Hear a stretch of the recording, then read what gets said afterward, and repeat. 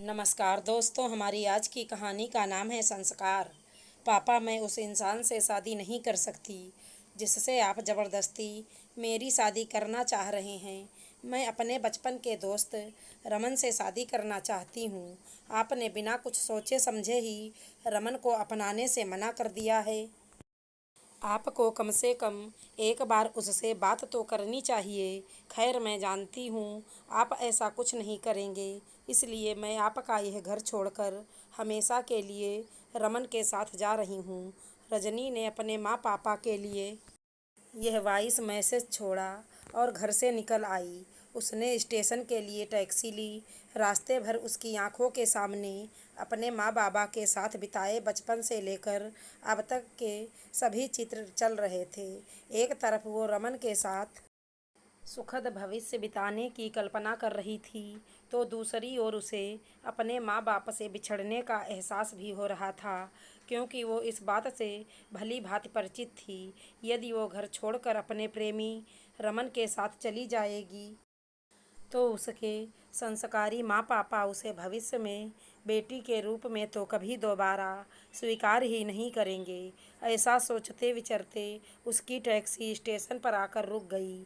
उसने टैक्सी वाले को पैसे दिए और वह अपना सामान लेकर रेलवे स्टेशन की तरफ बढ़ गई।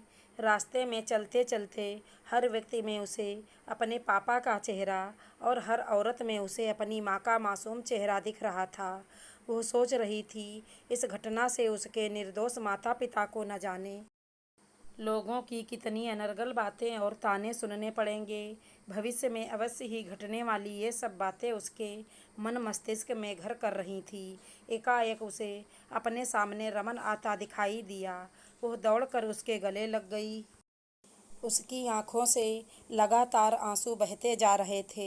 रमन रजनी के आंसू पोंछकर पूछा, क्या बात है? वह बोली, रमन, मैं माँ पापा का दिल नहीं दुखा पाऊंगी। मुझसे बहुत बड़ी गलती हो गई कि मैं उन्हें यूं छोड़कर चली आई हूँ। मेरे माता पिता ने मेरे लिए बहुत कुछ किया है, ये सब मैं शब्दों में बयान नहीं कर सकती।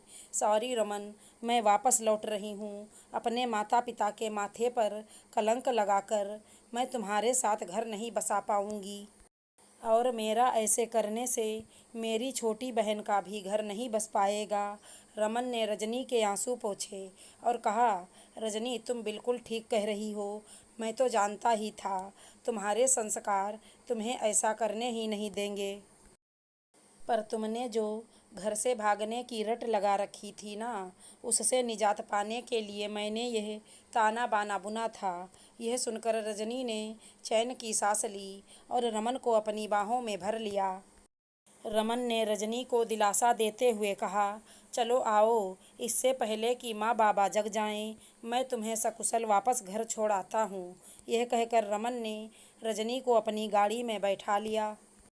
कुछ ही देर में रजनी का घर आ गया था। रजनी ने गाड़ी से उतरकर रमन को मुस्कुराते हुए बाय का इशारा किया और अपने घर के दरवाजे की ओर बढ़ गई।